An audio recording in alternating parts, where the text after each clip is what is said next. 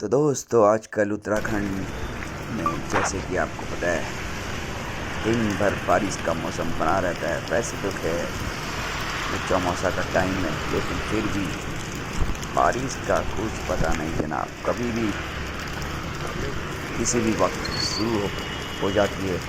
इसी तरह सुबह ही आज 18 अगस्त और 2026 के बाद जब मैं सुबह निकला अपने स्कूल के लिए, और इसी दौरान बारिश अचानक से शुरू हो गई और 8 बजे के करीब। खैर वैसे तो डीएम ने डिक्लेयर किया था छुट्टी के लिए, फिर भी ऑनलाइन क्लासेस के लिए हम लोग स्कूल जाते हैं, स्कूल अटेंड करते हैं और वहीं से पढ़ाते हैं। तो अचानक बारिश झमाझम शुरू हो गई और मैं यहाँ पर धर्मपुर चौक के पास रुक गया।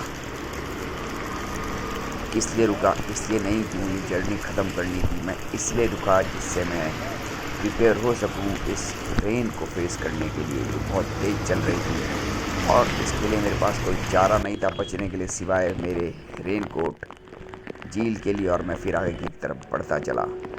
और इसी बीच बारिश तो खैर कम होने का नाम नहीं ले रही थी, लेकिन चलिए आजकल बारिश बहुत चल रही है और मैं काफ़ी लुत्फ़ उठा रहा हूँ अपने बचपन के दिनों का। जैसे मैं बचपन के दिनों में बारिश में भीगता था। उस समय हमारे पास साधन नहीं थे, खैर ये भी है, और या तो हम भीगते थे या फिर हमारे पास एक ब्लैक छतरी होती थी काले कलर की, काफ़ी बड़ी होती थी, लेकिन इतना लंबा रास्ता हम तब भी तय नहीं करते थे साइकिलों से कि बारिश में। तो उस वक्त अगर हम चलते थे तो पैदल चलते थे या फिर घर पर ही रुक जाते थे। लेकिन अब क्योंकि अब हम बड़े हो चुके हैं और अपने पैरों पर खड़े हैं, तो बारिश भी भीग, बारिश में भीग भी जाए तो कुछ नहीं है, क्योंकि अब रोक टोक शायद इस एज में ख़त्म हो जाती हैं, क्योंकि आप ही मालिक होते हो। उस समय आपको बहुत चीज़ें देखनी पड़ती है, फेस करनी पड़ती है, और सबसे बड़ा बैरियर जो होता है उसके बाद घर का ही होता है। तो बारिश का समय कहीं जाना नहीं होता।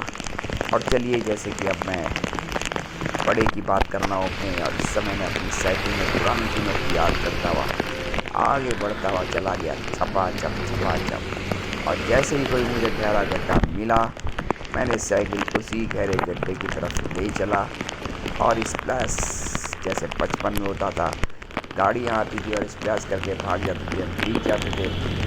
लेकिन अब इस चीज़ की कोई परवाह नहीं है, बारिश में भीगना ही अच्छा लगता है मुझे, औरों का तो मैं कह नहीं सकता अभी। तो चलिए ऐसे मैं आगे की तरफ बढ़ता चला और अपने गंतव्य में पहुंच गया।